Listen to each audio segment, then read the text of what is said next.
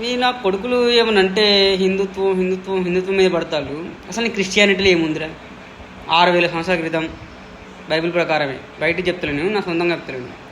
6000 సంవత్సరాల క్రితం ఆదాము పుట్టించిండు.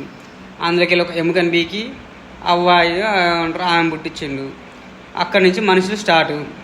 మళ్ళీ 2000 సంవత్సరాల దాకా ఏం చేసిండో ఏం వీగిండో ఏం తెలియదు దేవుడు. అదే యేసు ప్రభు అనేటోడు, యెహోవా అనేటోడు. 2000 సంవత్సరాల తర్వాత ఈయన్ని పుట్టించిండు, యేసు ప్రభుని పుట్టించి ఏం చేసిండు?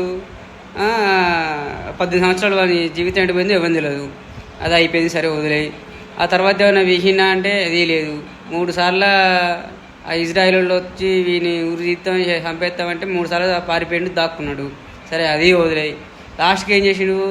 అంత దేవుడు అంత మహిమగలాడు. ఇక తొక్కలో నొప్పులు వాడు కొడతా అంటే అవ్వా అయ్యా మొత్తుకున్న గుడ్డ తెలిసి మొత్తం కొడతా అంటే ఏం చేసిండు? 12 మంది శిష్యులను చంపితే ఏం చేసిండు? ఏమున్నది మీ దాంట్లో? పుట్టిండ్లు అప్పుడు 2 పుట్టిళ్ళు, వాళ్ళు జనాభా పెద్దగా అయిపోయింది.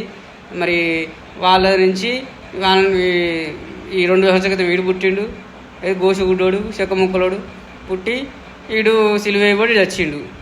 ఇక అంతే. అలా మీకు నీతి ఏమున్నది, చేసింది ఏమున్నది? బైబుల్ చూద్దామా అంటే అన్నీ బూతులే. చెల్లి దగ్గర కొడుకును, తల్లి దగ్గర కొడుకును, అత్త దగ్గర మా కోడల దగ్గర మామను, ఇవేనేమి అన్నీ ఉన్నాయి. ఇట్లా నీతి ఎక్కడున్నది? మంచిగా ఉన్నది. ఏమనంటే మనుషులు చేయించిన రాయించిన అన్నాడు. అసలు మనుషులు చేస్తాడు ఏం బీకిండు? ఆయన ఉన్నప్పుడే పాపాలు చేస్తాడు, ఏం బీకలేడు. ఆయన పోయినాక మనకేం బీకుతాడు? జై శ్రీరామ్. బూతులు మాట్లాడుకోవద్దు. మరి కొన్ని నిజాలు మాట్లాడితే గట్లే ఉంటాయి. వాళ్ళు ఉన్నాయే మొత్తం బూతులు.